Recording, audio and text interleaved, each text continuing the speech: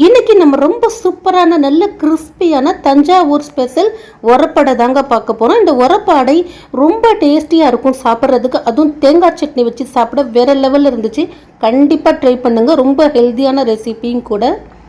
இப்போ இந்த உரப்படை செய்கிறதுக்கு அரிசி பருப்பெல்லாம் நம்ம ஊற வச்சுக்கலாம். அதுக்காக ஒரு கப்பு அளவுக்கு, அதாவது இந்த கப்புடைய அளவு பார்த்திங்கன்னா 60 கிராம் அளவுக்கு இருக்கும்.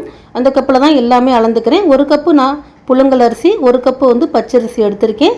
ஒரு கப்பு துவரம்பருப்பு, ஒரு கப்பு கடலைப்பருப்பு எடுத்துக்கிறேங்க.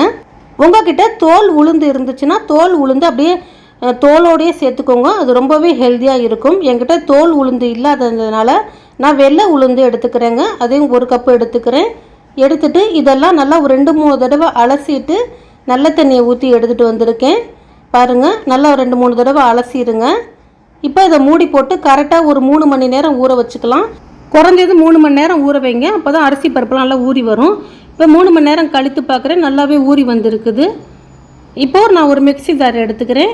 அதில் வரமிளகா காரத்துக்கு உங்களுக்கு எந்த அளவு வேணுமோ அந்த அடக்கி அந்த அளவு சேர்த்துக்கோங்க. நான் வந்து ஒரு 6 வரமிளகாய் சேர்த்துருக்கேன். இதை லைட்டாக அரைச்சி எடுத்துகிட்டு வந்துடுறேன். இப்போ நம்ம ஊற வச்சுருக்க அரிசி பருப்பு எடுத்து சேர்த்துக்கலாம். நான் இன்றைக்கி இதில் சேர்த்துருக்க அரிசி பார்த்திங்கன்னா ரேஷன் அரிசி தான் சேர்த்துருக்கேன். புழுங்கல் அரிசியும் பச்சரிசியும். நீங்கள் வீட்டு அரிசி, கடை அரிசி, குண்டு அரிசி இருந்தாலும் சேர்த்துக்கலாம். இப்போ இதில் நான் அரிசியை சேர்த்துட்டு 1 ஸ்பூன் அளவுக்கு சோம்பு சேர்த்துட்டு தண்ணி எதுவும் சேர்க்கக்கூடாது. தண்ணி சேர்க்காமல் இது போல் கொரகொரப்பாக அரைச்சி எடுத்துகிட்டு வந்துடுறேன். பாருங்கள், ரொம்பவும் நெய்ஸாக அரைச்சிடாதீங்க. இந்த அளவுக்கு கொஞ்சம் கொரகொரப்பாக இருந்தால் தான் அந்த உரப்படைக்கு நல்லாயிருக்கும். இப்போ இது ஒரு பவுலில் சேர்த்துக்கிறேன். சேர்த்துட்டு மீதம் இருக்கிற அரிசியை வந்து ஒரு 2-3 டேபிள் ஸ்பூன் மட்டும் தண்ணி ஊற்றி நான் அரைச்சிக்கிட்டேன். ஏன்னா ஃபஸ்ட்டு அரைக்கிறது நான் தண்ணி ஊற்றி அரைக்கலை. ரெண்டாவது அரைச்சதில் மட்டும் தான் 2-3 டேபிள் ஸ்பூன் தண்ணி சேர்த்து கொஞ்சம் நெய்ஸாக அரைச்சிக்கிட்டேன். இப்போ இது மிக்ஸ் பண்ணும்போது நம்மளுக்கு கரெக்டாக வந்துடும் பக்குவம். இப்போ இதில் சேர்க்குறதுக்கு சொரக்காய், வாழைப்பூ, கருவேப்பிலை, மல்லி, வெங்காயம், தேங்காய். அதாவது சின்னதாக கொஞ்சமாக சொரக்காய் வந்து எடுத்து பொடியாக நறுக்கி வச்சுருக்கேன். நீங்கள் துருவி கூட சேர்த்துக்கலாம்.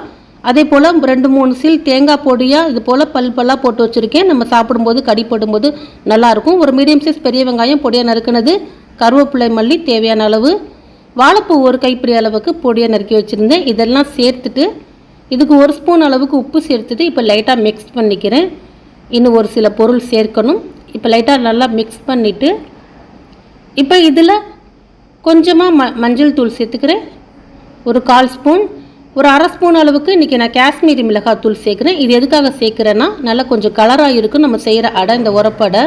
உங்கள்கிட்ட காஷ்மீரி மிளகாத்தூள் இருந்தால் சேர்த்துக்கோங்க. நான் கலருக்காக மட்டும்தான் சேர்த்துருக்கேன். இதில் காரம் இருக்காது. இப்போ 1/2 ஸ்பூன் அளவுக்கு பெருங்காயத்தூள் சேர்த்துக்கிறேன். பெருங்காயத்தூள் கட்டாயமாக சேர்த்துக்கணும். ஏன்னா இதில் சேர்த்துருக்க பருப்பெல்லாம் நம்மளுக்கு வாய்வு பிரச்சனை பண்ணும். அதனால் இந்த பெருங்காயத்தூள் சேர்த்துனா நம்மளுக்கு அது போல் எந்த பிரச்சனையும் இருக்காது.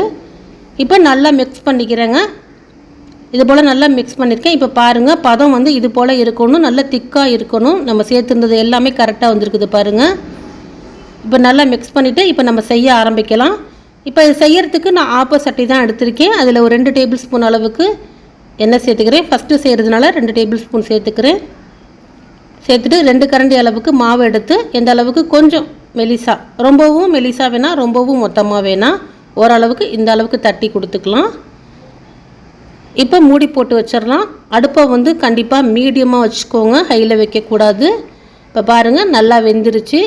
இப்போ ஒரு கரண்டி வச்சு இது போல் திருப்பி கொடுத்துக்கிறேன். பார்க்கும்போதே எந்த அளவுக்கு கிறிஸ்பியாக இருக்குது பாருங்கள். நல்லா இது போல் செவந்து வெந்து வரணுங்க. அப்போ தான் நல்லாயிருக்கும் சாப்பிட்றதுக்கு கிறிஸ்பியாக.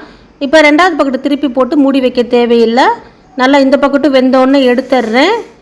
பார்க்கவே எப்படி இருக்குது பாருங்கள். உரப்படை சாப்பிட செம்ம டேஸ்டியாக இருக்கும். நம்ம திரும்பி எண்ணெய் ஊற்ற தேவையில்லை. அந்த 2 டேபிள் ஸ்பூன் ஊற்றின எண்ணெயிலே மீதம் இருக்குது.